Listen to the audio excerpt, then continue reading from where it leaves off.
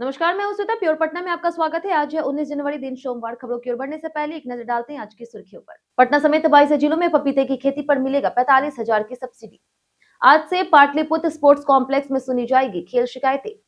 पटना में बनाए जाएंगे 4 नए पुलिस सर्किल। पटना में बिजली की अधिक खपत वाली 61 जगह पर लगेंगे कॉम्पैक्ट सब स्टेशन। ऑस्ट्रेलिया दौरे के लिए भारतीय महिला क्रिकेट टीम घोषित। चलिए एक नजर डालते हैं आज की 25 बड़ी खबरों की ओर।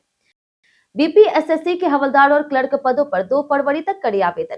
बीपीएसएससी ने पुलिस हवलदार और क्लर्क के रिक्त पदों पर भर्ती निकाली है। आवेदन प्रक्रिया शुरू हो चुकी है और अंतिम तिथि 2 फरवरी 2026 है। इस भर्ती के लिए उम्मीदवार 12वीं या फिर इंटरमीडिएट उत्तीर्ण होना चाहिए। पुरुष की अधिकतम आयु 37 वर्ष और महिला की 40 वर्ष है। आरक्षित वर्ग को छूट मिलेगी। अभ्यर्थी स्वयं ऑनलाइन आवेदन कर सकते हैं। आवेदन बीपीएसएससी की वेबसाइट bpssc.bihar.gov.in पर जाकर के किया जाएगा, जिसमें रजिस्ट्रेशन फीस, भुगतान, फॉर्म भरना और आवेदन की स्थिति जांचना शामिल है। पटना समेत 22 जिलों में पपीते की खेती पर मिलेगी 45,000 की सब्सिडी। बिहार सरकार ने पटना समेत 22 जिलों में पपीते की खेती को बढ़ावा देने के लिए पपीता विकास योजना शुरू की है। योजना के तहत किसानों को प्रति हेक्टेयर 75,000 रुपए की लागत में 60% यानी कि 45,000 रुपए तक की सब्सिडी दी जाएगी। यह राशि 2 किस्तों में प्रदान की जाएगी। पटना के किसान न्यूनतम 0.1 हेक्टेयर से अधिकतम 2 हेक्टेयर तक योजना का लाभ उठा सकेंगे। इससे उत्पादन बढ़ेगा और किसानों की आय में सुधार होगी। पटना में महावीर मंदिर के पास खुला नया टीओपी। पटना के कोतवाली इलाके में महावीर मंदिर और जंक्शन के पास नया टीओपी खोला गया है। एसएसपी कार्तिकेय शर्मा ने उद्घाटन किया है। यहाँ रोजाना थाने से शिफ्ट वाइज पुलिसकर्मी तैनात रहेंगे और ट्रैफिक पुलिस के साथ समन्वय करेंगे। टीओपी का उद्देश्य मंदिर और स्टेशन क्षेत्र में भीड़ वाले स्थानों पर सुरक्षा बढ़ाना है। ऑटो लिफ्टर और स्नैच गिरोह पर निगरानी की जाएगी। आम लोग किसी भी परेशानी या चोरी छिनतई की शिकायत सीधे यहाँ आवेदन कर सकते हैं। पटना में संपत्ति कर निर्धारण को लेकर के नगर निगम ने तय की समय सीमा। पटना नगर निगम ने संपत्ति कर निर्धारण की प्रक्रिया तेज करते हुए स्पष्ट समय सीमा तय की है। नगर आयुक्त यशपाल मीणा के निर्देश पर घर घर सर्वे कर नई और अब तक कर से वंचित संपत्तियों की पहचान की जाएगी। नगर निगम ने त्रिस्तरीय टीम व्यवस्था लागू की है। 31 जनवरी तक नई संपत्तियों की पहचान का रिपोर्ट सौंपना अनिवार्य है, जबकि 28 फरवरी तक सभी संपत्तियों का प्रतिवेदन मुख्यालय में जमा करना होगा। आज से पाटलिपुत्र स्पोर्ट्स कॉम्प्लेक्स में सुनी जाएगी खेल शिकायतें। पाटलिपुत्र स्पोर्ट्स कॉम्प्लेक्स में बिहार राज्य खेल प्राधिकरण के ऑफिस में अब खेल संबंधित शिकायतें सुनी जाएगी। मुख्यमंत्री के मार्गदर्शन में 7 निश्चय 3 के तहत यह व्यवस्था लागू की गई है। महानिदेशक रविंद्र संकरन के अनुसार हर सोमवार और शुक्रवार सुबह 11 बजे से 1 बजे खिलाड़ियों और हितधारकों की शिकायतें, समस्याएं, सुझाव लिए जाएंगे। यह पहल आज से प्रभावी होगी और इसका उद्देश्य खेल क्षेत्र में समस्याओं का त्वरित समाधान करना और नागरिकों का जीवन आसान बनाना है। पटना में बनाए जाएंगे 4 नए पुलिस सर्किल। बिहार में पुलिस अंचलों का बड़ा पुनर्गठन प्रस्तावित है, जिसके तहत 195 नए पुलिस सर्किल बनेंगे। वर्तमान में 357 सर्किल है। नए सर्किलों के बाद संख्या बढ़कर 552 होगी। पटना में 4 नए पुलिस सर्किल बनाए जाएंगे। इससे पीड़ितों को शिकायत दर्ज कराने के लिए लंबी दूरी तय नहीं करनी पड़ेगी और अनुसंधान तथा सुपरविजन में तेजी आएगी। यह पहल राज्य में अपराध नियंत्रण, विधि व्यवस्था और केस निपटान को बेहतर बनाने के उद्देश्य से की जा रही। राज्य में हाईवे पर ई रिक्शा और जुगाड़ गाड़ियों पर रहेगा पूर्ण प्रतिबंध। राज्य परिवहन विभाग ने नेशनल और स्टेट हाईवे पर ई रिक्शा के परिचालन पर पूर्ण रोक लगा दी है। पटना के प्रमुख मार्गों सहित राज्य के करीब 10,000 किलोमीटर हाईवे पर यह प्रतिबंध लागू होगा। साथ ही बिना पंजीकरण और सुरक्षा मानकों वाली जुगाड़ गाड़ियों पर भी पूरी तरह से प्रतिबंध लगाया गया।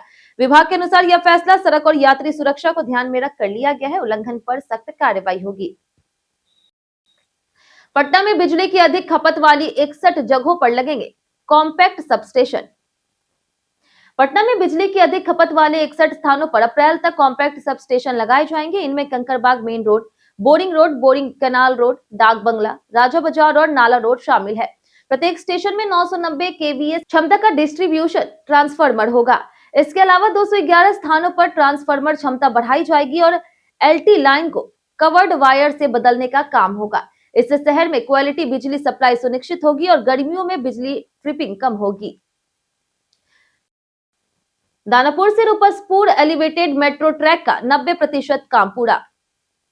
दानापुर से रुपसपुर के बीच 3.50 किलोमीटर लंबा एलिवेटेड मेट्रो ट्रैक का 90% सुपर स्ट्रक्चर तैयार हो गया है और अब ट्रैक बिछाने का काम शुरू होगा। खेमनीचक से मीठापुर तक के 20% ज्वाइंट बाकी है। ट्रैक बिछाने की प्रक्रिया जारी है। साल 2026 में 3 मेट्रो लाइन चालू करने का लक्ष्य है। वहीं अंडरग्राउंड टनल का निर्माण अभी पूरा नहीं हुआ है, इसलिए आईएसबीटी से मलाही पकड़ी तक ही सफर संभव होगा। पटना सिटी से दानापुर तक कुल 32 किलोमीटर मेट्रो निर्माणाधीन है। 10,000 रुपए के बाद अब महिलाओं को मिलेंगे 10 लाख रुपए। बिहार सरकार महिलाओं को आत्मनिर्भर बनाने और बड़े स्तर पर रोजगार सृजन करने के लिए नई पहल शुरू कर रही। मुख्यमंत्री नीतीश कुमार की महिला रोजगार योजना के तहत अब जीविका दीदियों को 10 लाख रुपए तक का ऋण उपलब्ध कराया जाएगा, जिस पर केवल 7% ब्याज लगेगा। पहले 10,000 रुपए की प्रोत्साहन राशि पाने वाली महिलाओं में जिनका व्यवसाय शुरू हो गया है, उन्हें आगे 2 लाख रुपए अतिरिक्त सहायता दी जाएगी। योजना पहले आओ पहले पाओ के आधार पर लागू होगी। आज से पटना आरा सासाराम 4 लेन के लिए लगेगा जमीन मुआवजा कैंप। पटना आरा सासाराम 4 लेन NH 119 से पैकेज 2 के लिए जमीन मुआवजा आज से 28 जनवरी तक दिया जाएगा। डीएम ने जमीन अधिग्रहण के काम में तेजी लाने का निर्देश दिया है। मुआवजा कैंप नौबतपुर और बेटा अंचलों के विभिन्न गांवों में सुबह 11 बजे से शाम 4 बजे तक आयोजित होंगे। इसका उद्देश्य जमीन मालिकों को समय पर मुआवजा देना और 4 लेन परियोजना का काम जल्द पूरा करना है। सभी संबंधित विभागों को प्रचार प्रसार करने का निर्देश दिया गया। बिहार बोर्ड ने इंटर परीक्षा 2026 के मूल्यांकन के लिए +2 स्कूलों के शिक्षकों की औपबंधित सूची जारी की है। बिहार बोर्ड ने इंटर परीक्षा 2026 के मूल्यांकन के लिए +2 स्कूलों के शिक्षकों की औपबंधित सूची जारी की है। ब्लैक लिस्टेड, स्थानांतरित, मृत और सेवानिवृत्त शिक्षकों को मूल्यांकन से अलग रखा गया है। सभी शिक्षकों का औपबंधित नियुक्ति पत्र बिहार बोर्ड की वेबसाइट पर अपलोड किया गया और हार्ड कॉपी जिला शिक्षा पदाधिकारी कार्यालय को भेजी जा रही। शिक्षकों को नियुक्ति पत्र में त्रुटि होने पर ईमेल के माध्यम से सुधार की सुविधा दी गई है। जाने कैसा रहेगा पटना के मौसम का मिजाज। पटना में अगले कुछ दिनों तक ठंड के तापमान में बड़े बदलाव की संभावना नहीं है। दिन में धूप खिली रहने से लोगों को ठंड से कुछ राहत मिलेगी और कनकनी कम महसूस होगी। हालांकि सुबह और रात के समय में ठंड का असर बना रहेगा। इस दौरान जिले का न्यूनतम तापमान लगभग 10 से 11 डिग्री सेल्सियस के बीच रहने की संभावना है, जिससे ठंड बनी रहेगी। पटना के 922 प्राइवेट स्कूलों को मिला आरटीई पर अल्टीमेटम। पटना में आरटीई के तहत कक्षा 1 में नामांकन को लेकर के 922 प्रस्वीकृत निजी स्कूलों में ज्ञानदीप पोर्टल पर सीटों की जानकारी अपलोड नहीं की है। जिला शिक्षा कार्यालय ने नाराजगी जताते हुए इन स्कूलों को अंतिम अल्टीमेटम दिया। निर्देश दिया गया है कि तय समय में जानकारी साझा नहीं करने पर अनुशासनिक कार्रवाई होगी। आरटीई के तहत कमजोर वर्ग के बच्चों के लिए 25% सीटों पर नामांकन प्रक्रिया 31 जनवरी तक चलेगी। पटना मेट्रो पश्चिमी कॉरिडोर से दानापुर तक मिलेगी सीधी कनेक्टिविटी। पटना मेट्रो परियोजना के पश्चिम कॉरिडोर अंडरग्राउंड और एलिवेटेड दोनों खंडों पर निर्माण कार्य तेजी से चल रहा। आकाशवाणी से विद्युत भवन तक अंडरग्राउंड लाइन बनेगी, जिससे सचिवालय क्षेत्र को सीधी मेट्रो सुविधा मिलेगी। यह टनल पाटलिपुत्र तक जाएगी, जबकि आगे एलिवेटेड कॉरिडोर दानापुर तक जुड़ेगा। नेहरू पथ पे सॉइल टेस्टिंग अंतिम चरण में है और एलिवेटेड ट्रैक लगभग तैयार है। पटना फेमस पर्सनैलिटी में आज बात होगी शत्रुघ्न प्रसाद सिन्हा की। शत्रुघ्न सिन्हा भारतीय अभिनेता और राजनीतिज्ञ हैं। वे वर्तमान में तृणमूल कांग्रेस से आसनसोल के लोकसभा सांसद है। पहले पटना साहिब से सांसद रह चुके हैं और 1996 से लेकर के 2008 तक राज्यसभा सदस्य भी रहे। अटल बिहारी वाजपेयी सरकार में स्वास्थ्य और जहाजरानी मंत्री रहे। सिन्हा ने 1970 से 80 के दशक में कई सफल फिल्मों में अभिनय कर लोकप्रियता हासिल की। उनकी बेटी सोनाक्षी सिन्हा भी बॉलीवुड अभिनेत्री है। 2016 में उनकी जीवनी एनीथिंग बट खामोश प्रकाशित हुई थी। बिहार के 94 लाख गरीब परिवारों को सरकार देगी सहायता। मुख्यमंत्री नीतीश कुमार ने मोतिहारी में समृद्धि यात्रा के दौरान बताया कि बिहार में 94 लाख गरीब परिवारों को अब जरूरत पड़ने पर 2 लाख रुपए से अधिक सहायता मिलेगी। उन्होंने विकास, स्वास्थ्य, सड़क, पुल और रेल ओवरब्रिज निर्माण पर जोर दिया। प्राथमिक स्वास्थ्य केंद्रों में मरीजों की संख्या बढ़ी है। 12 चीनी मिल चालू होगी और रक्सौल एयरपोर्ट का टेंडर जारी होगा। महिलाओं के लिए आरक्षण और पुलिस में हिस्सेदारी बढ़ाई गई है। बिहार तेजी से विकास की ओर बढ़ रहा। पटना के सभी टी पॉइंट पर नो वेंडिंग और नो पार्किंग लागू। राजधानी पटना को जाम मुक्त और सुरक्षित बनाने के लिए प्रमंडलीय आयुक्त अनिमेश कुमार परासर ने यातायात प्रबंधन और अतिक्रमण उन्मूलन अभियान की समीक्षा की। अधिकारियों को निर्देश दिया गया कि शहर के सभी टी पॉइंट के 100 मीटर क्षेत्र में नो वेंडिंग और नो पार्किंग जोन बोर्ड 3 दिन में लगाए जाएं और सख्ती से पालन कराई जाए। नियमित पेट्रोलिंग, सीसीटीवी निगरानी और रियल टाइम मॉनिटरिंग से ट्रैफिक जाम कम करने के उपाय किए जाएंगे। पिछले 6 माह में 50 लाख रुपए जुर्माना वसूला और 100 प्राथमिकी दर्ज हुई है। पटना के पर्यटन में आज बात होगी लक्ष्मण झूला की। पटना जिले के पुनपुन में बिहार का पहला केबल सस्पेंशन ब्रिज लक्ष्मण झूला तैयार हो गया। 325 मीटर लंबा और 83 करोड़ की लागत से बने इस ब्रिज का उद्घाटन 5 सितंबर को हुआ था। हरिद्वार ऋषिकेश के तर्ज पर बना यह झूला पर्यटकों को आकर्षित करता है। वहीं जहानाबाद जिले की बराबर पहाड़ी और नागार्जुनी गुफाएं भी पर्यटन के लिए तैयार है। आने वाले दिनों में रोपवे से धार्मिक, प्राकृतिक और कलात्मक स्थलों का भ्रमण संभव होगा। ऑस्ट्रेलिया दौरे के लिए भारतीय महिला क्रिकेट टीम घोषित। भारतीय महिला क्रिकेट टीम का ऑस्ट्रेलिया दौरे के लिए चयन कर दिया गया है, जिसमें 3 वनडे और 3 टी20 मैच शामिल है। 7 साल बाद भारतीय फुलमाली ने टीम में वापसी की है, जिन्होंने WPL 2026 में शानदार प्रदर्शन किया। श्रेयंका पाटिल भी टी20 टीम में शामिल है। वनडे टीम में वैष्णवी शर्मा, जी कमलिनी और कशवी गौतम को मौका मिला है। स्पिनर राधा यादव को दोनों टीमों से बाहर किया गया। टीम युवा और अनुभवी खिलाड़ियों का मिश्रण है। सर्दियों में फोन की बैटरी और परफॉर्मेंस को ऐसे रखें सुरक्षित। सर्दियों में फोन पर ठंड का असर बैटरी, स्क्रीन और परफॉर्मेंस पर पड़ता है। सबसे बड़ी गलती फोन को लंबे समय तक खुले में रखना या फिर तुरंत चार्ज पर लगाना। ठंडी बैटरी जल्दी डिस्चार्ज होती है और अचानक बंद हो सकती है। मोटा कवर यूज करते समय फोन अंदर से गर्म हो जाता है, जिससे प्रोसेसर और बैटरी दोनों को नुकसान होता है। बेहतर है फोन को जेब या फिर बैग में रखें। चार्ज करने से पहले 10 से 15 मिनट सामान्य तापमान पर रखिए और बीच बीच में आराम दें। जेपी गंगा पथ पर पुराने स्टॉल हटाकर लगाए गए नए फूड कार्ट्स। जेपी गंगा पथ पर पुराने फैब्रिकेटेड स्टॉल हटाकर के नए आकर्षित फूड कार्ट लगाए गए हैं। पटना नगर निगम और smart city limited Jaipur Indore model की तर्ज पर दुकानों का विकास कर रहे हैं।